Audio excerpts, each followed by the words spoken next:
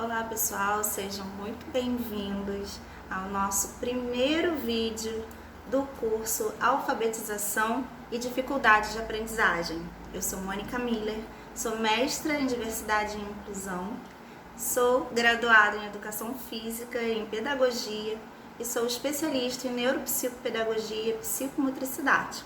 Estou aqui para falar para vocês sobre a alfabetização e as dificuldades de aprendizagem. Nós sabemos que não é nada fácil alfabetizar, e ainda mais quando nós temos uma criança que apresenta dificuldades para aprender como os outros aprendem na sala de aula.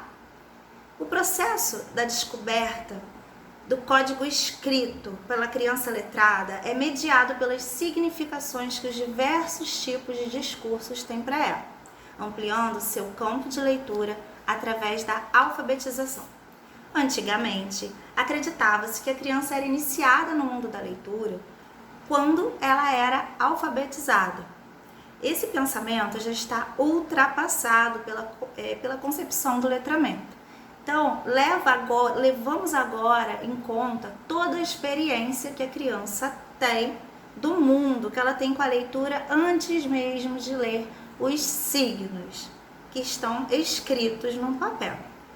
Atualmente, não se considera mais como alfabetizado aquele que escreve o seu nome completo, e sim aquele que pelo menos consegue escrever um bilhete simples. Agora eu vou dar para vocês uma receita de alfabetização. Pegue uma criança de 6 anos e lave-a bem. Enxague-a com cuidado, enrole-a no uniforme e coloque-a sentadinha na sala de aula. Nas 8 primeiras semanas, alimente-a com exercícios de prontidão. Na 9ª semana, põe uma cartilha nas mãos da criança. Tome cuidado para que ela não se contamine no contato com livros, jornais, revistas e outros perigosos materiais impressos. Abra a boca da criança e faça com que ela engula as vogais. Quando tiver digerido as vogais, mande-a mastigar, uma a uma, as palavras da cartilha. Cada palavra deve ser mastigada no mínimo 60 vezes, como na alimentação macrobiótica. Se houver dificuldade para engolir, separe-as em pedacinhos. Mantenha a criança em banho-maria durante 4 meses, fazendo exercícios de cópia. Em seguida, faça com que a criança engula algumas frases inteiras. Mexa com cuidado para não embolar. Ao fim do 8º mês, espete a criança com um palito, ou melhor, aplique uma prova de leitura e verifique se ela desenvolve pelo menos 70% das palavras e frases engolidas. Se isso acontecer, considere a criança alfabetizada. Enrole-a num bonito papel de presente e despache-a para a série seguinte. Se a criança não desenvolver o que lhe foi dado para engolir, recomece a receita desde o início. Isto é, volte aos exercícios de prontidão. Repita a receita tantas vezes quanto forem necessárias. Ao fim de 3 anos, embrulhe a criança em papel pardo e coloque um rótulo: aluno que não aprende.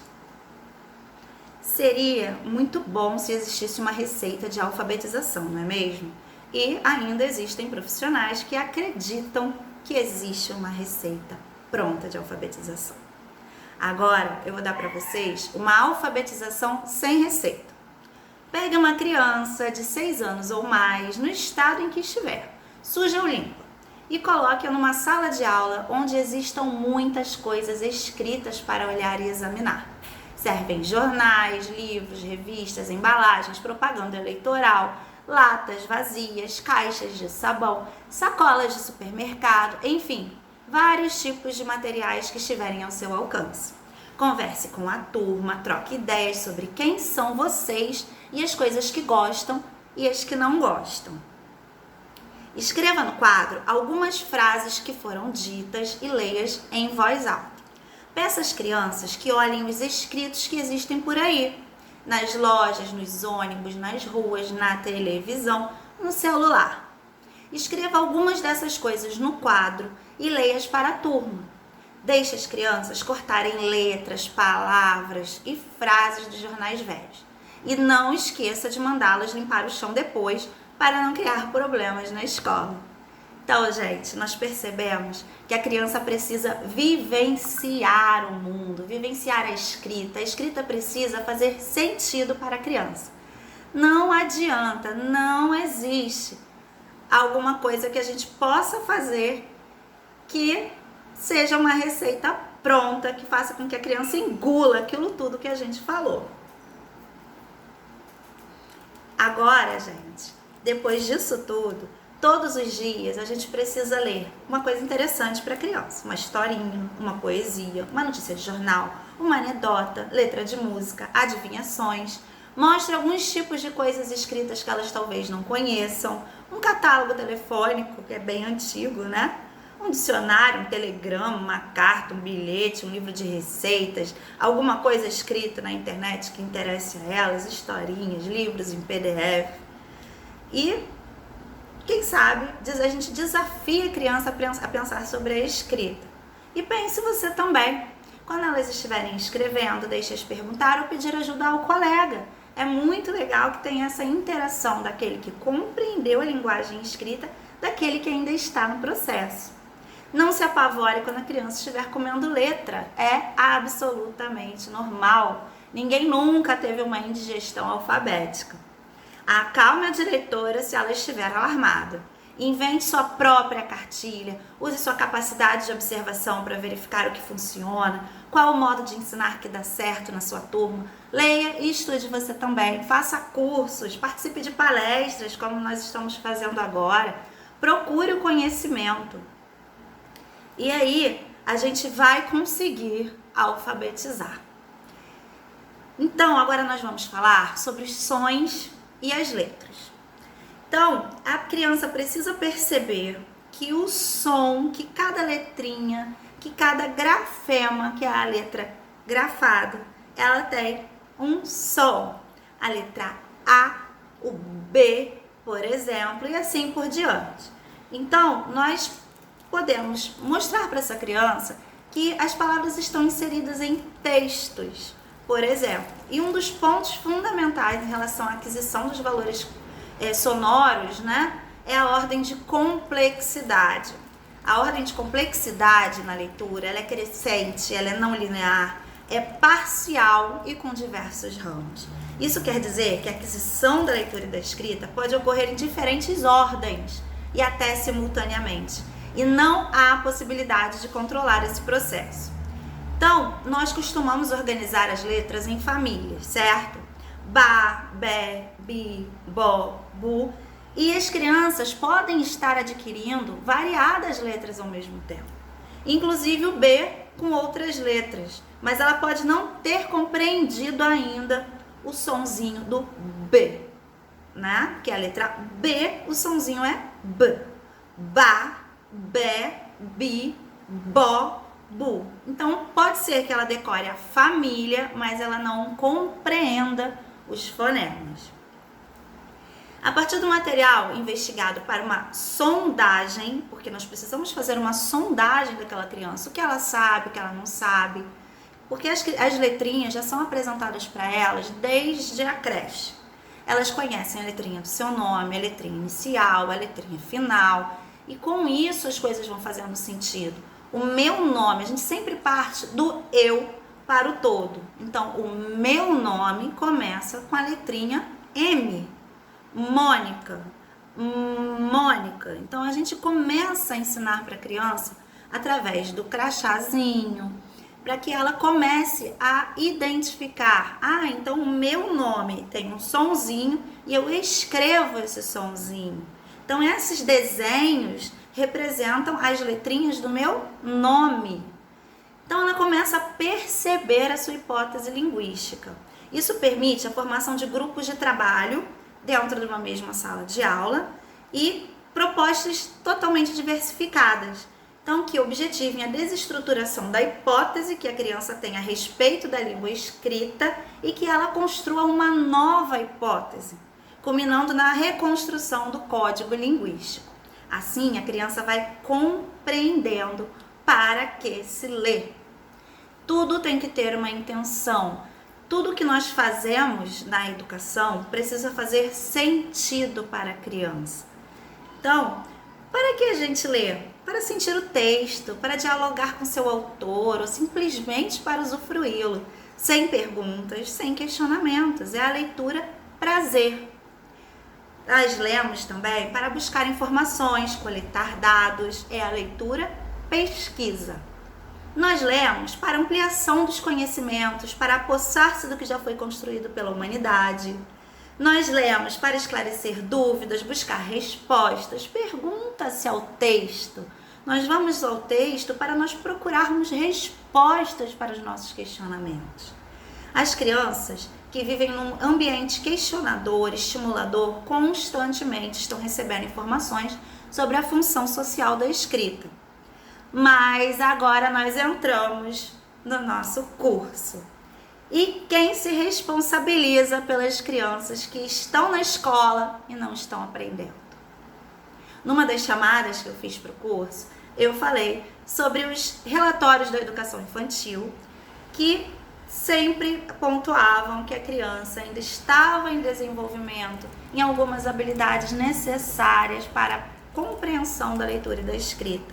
Porém, muitas vezes os pais negligenciam esses relatórios. E vai cair na conta de quem? Quando vocês acham que os pais vão procurar alguma possibilidade do filho não estar aprendendo como deveria. Cai a responsabilidade no colo do professor do primeiro ano da alfabetização. Porque aquele professor precisa alfabetizar o aluno. Então o pai quer ver o seu filho ao final do ano alfabetizado, lá na festinha de formatura e lendo o texto como é de costume. Só que aí nós entramos na dificuldade de aprendizagem. A dificuldade de aprendizagem é um termo geral que se refere a um grupo heterogêneo de transtornos que manifestam por dificuldades significativas na aquisição e uso da escuta, da fala, da leitura, da escrita, raciocínio e das habilidades matemáticas. Sim, habilidades matemáticas. Nós vamos falar sobre as habilidades matemáticas em outro vídeo. Esses transtornos são intrínsecos do indivíduo.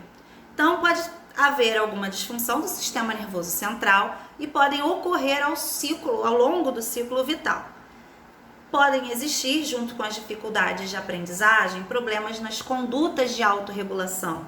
Aquela criança que tem dificuldade de se adaptar, tem dificuldade de se autorregular, de se acalmar em situações que a estressam demais.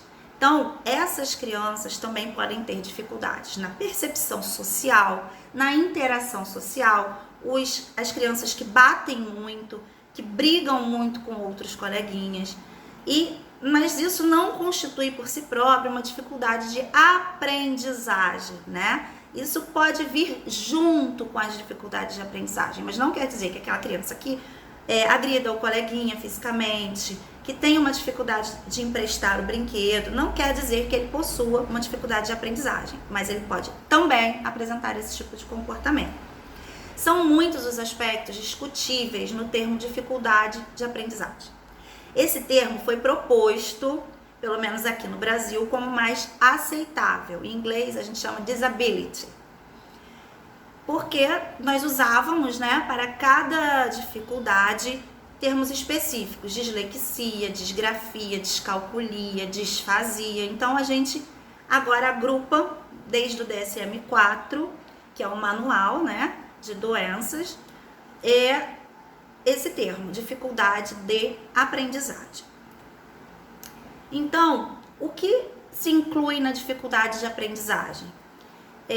Os retardos maturativos e as dificuldades de aprendizagem, as relações sociais das crianças, a aquisição da leitura e da escrita, os problemas de linguagem na escola. Nós também vamos falar sobre os problemas de linguagem, porque tem tudo a ver com a dificuldade de aprendizagem de leitura e escrita. A aprendizagem da leitura e seus problemas, os problemas e dificuldades na aprendizagem da matemática, que pode haver uma perspectiva cognitiva. O que é a cognição? Cognição é a compreensão. transtornos do comportamento e a escola ante a uma inadaptação social. Todos esses foram termos escritos por vários teóricos, como Romero, Valmaziada, Sanches, Riviere, Rui Lopes. Então a gente tem vários, tudo que eu vou falar aqui para vocês é baseado na ciência, é baseado numa pesquisa desses teóricos, ok? Então, gente, em função do DSM-4, não se pode incluir propriamente na área de dificuldades de aprendizagem as habilidades sociais e nem os transtornos de comportamento, nem a inadaptação social, nem os problemas da linguagem, tá? Presentes como no autismo, com algum retardamento mental, né? Que a gente não chama mais de retardamento mental, a gente chama de um atraso, ou produzido por uma alteração neurológica.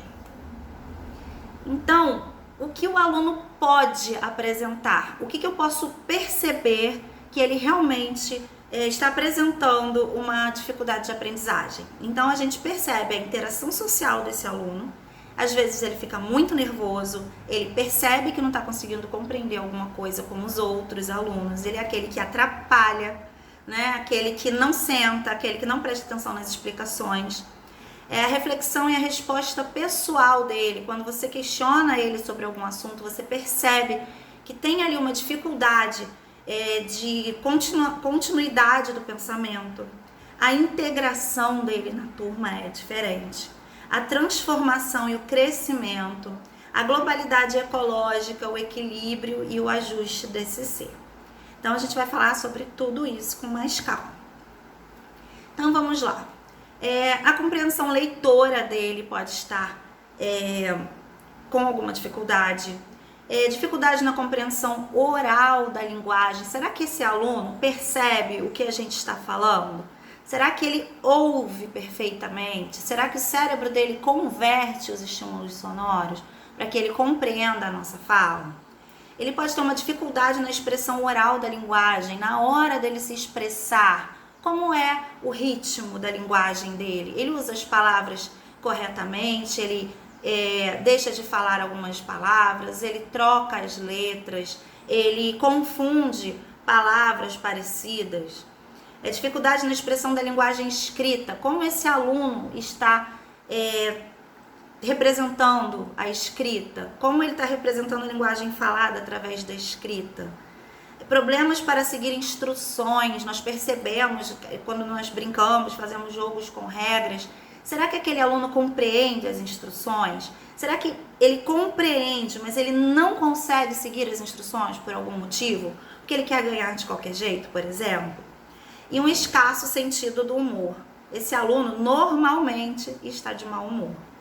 A compreensão da linguagem inclui capacidades como a lembrança de acontecimentos. Será que eles conseguem? Na educação infantil, no momento da rodinha, a gente conversa, não só na educação infantil, né? Isso deve perdurar durante todos os anos escolares, mas será que ele consegue contar alguma lembrança que ele tenha de acontecimentos, quando ele era menor, da festa de aniversário dele, de um passeio que ele fez nas férias?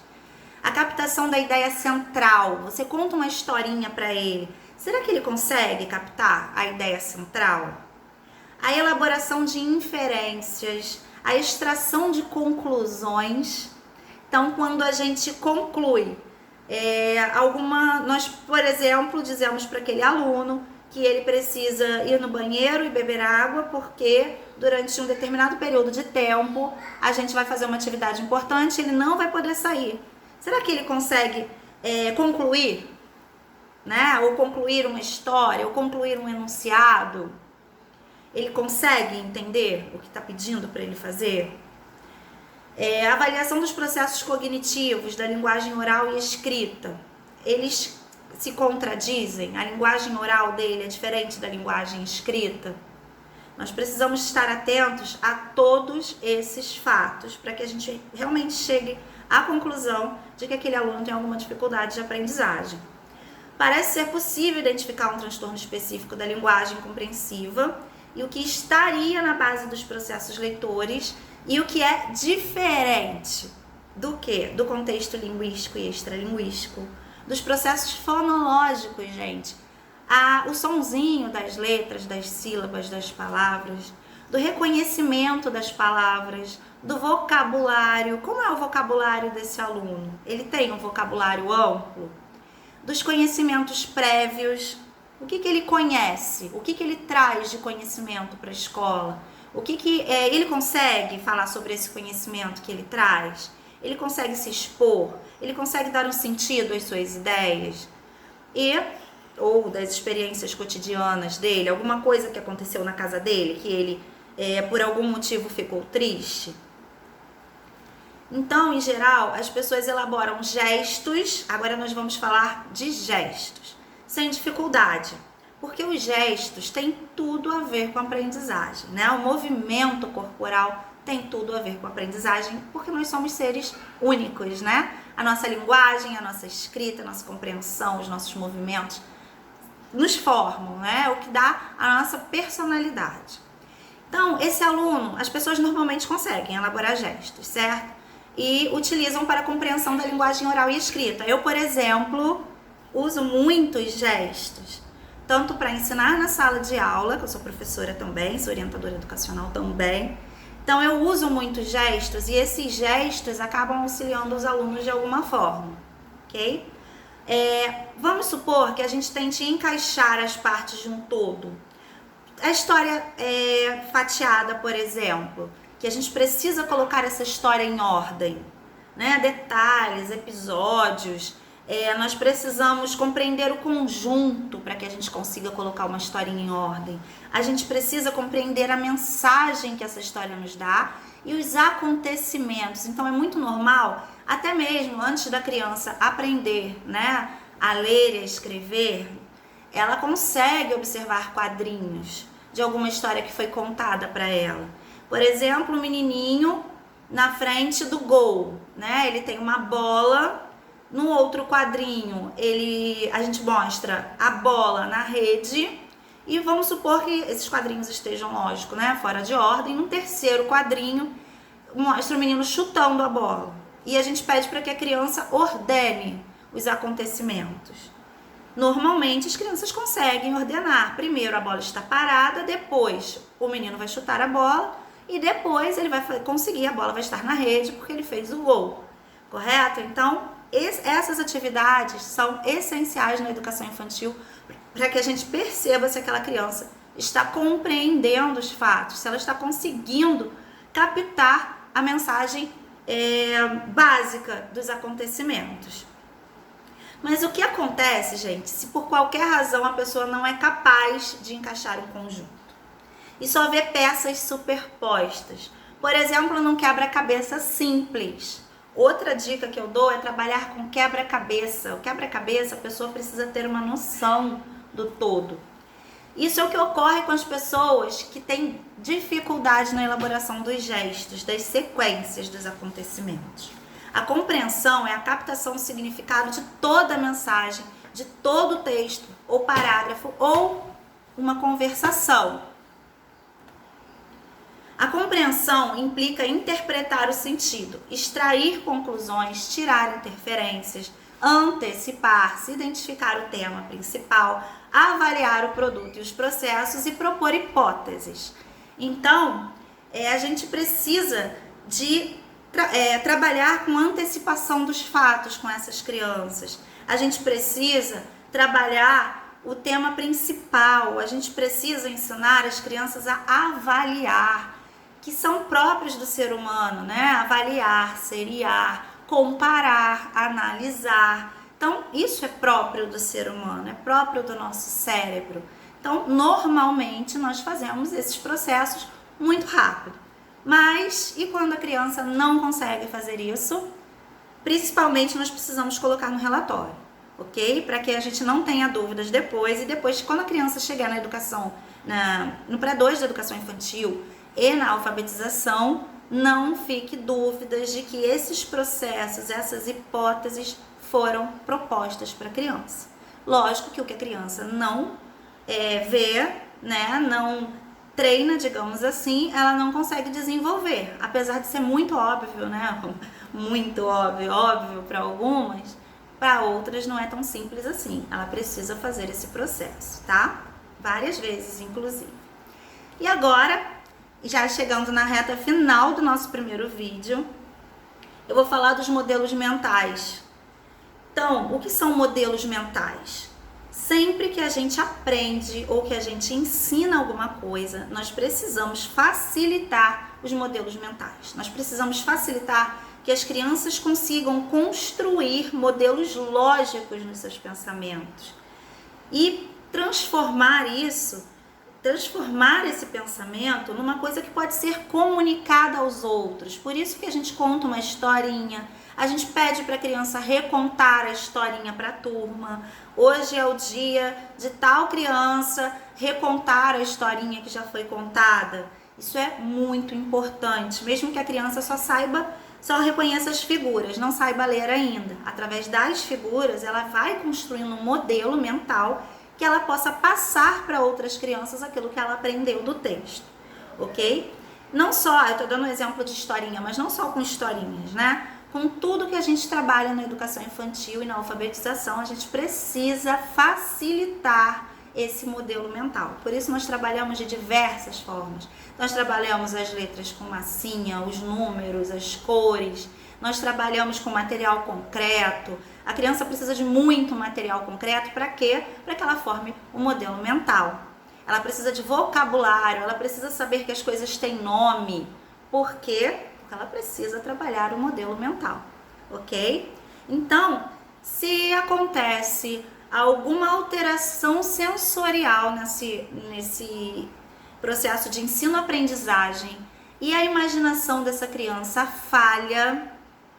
falhará a compreensão subsequente. Então, tudo é uma ordem. A partir do momento que a criança não conseguiu seriar uma historinha ou quadrinhos de acontecimento, ela não conseguiu contar com uma sequência lógica um passeio que ela fez, ela não consegue. Então, por isso a gente tem que fazer a criança falar, para que a gente consiga perceber e principalmente colocar no relatório daquela criança essa dificuldade, ok? Quando um texto ou uma conversação permite a construção desses modelos mentais, é bem compreendido, ok? Ela vai conseguir passar para as outras crianças, ela vai conseguir recontar a historinha, ela vai conseguir dizer o porquê que as imagens foram colocadas numa ordem, ela vai conseguir ver uma ordem e um sentido nas coisas, nas atividades propostas. Então, quando não somos capazes de ver não é só olhar, ver é aprender aquilo que foi absorvido pela visão, que foi identificado pela visão, de imaginar as totalidades com sentido. Então, você pode perceber que esse processo de leitura, de alfabetização, ele vai ser complicado, ok? Então, gente, eu vou ficar por aqui nesse nosso primeiro vídeo. No próximo vídeo, a gente vai falar sobre as dificuldades de aprendizagem da linguagem. O que tem a linguagem a ver com tudo isso, todo esse processo de escrita e de leitura? Vamos ver, tá bom? No próximo vídeo. Podem comentar, espero vocês na live das 19 horas para que a gente possa ampliar tudo aquilo que nós falamos hoje no nosso vídeo, ok? Espero vocês às 19 horas. Caso não dê para assistir a live vai ficar gravada na plataforma para que você possa assistir depois. Mas eu ficarei muito feliz que você participe da live. Até lá, até a próxima!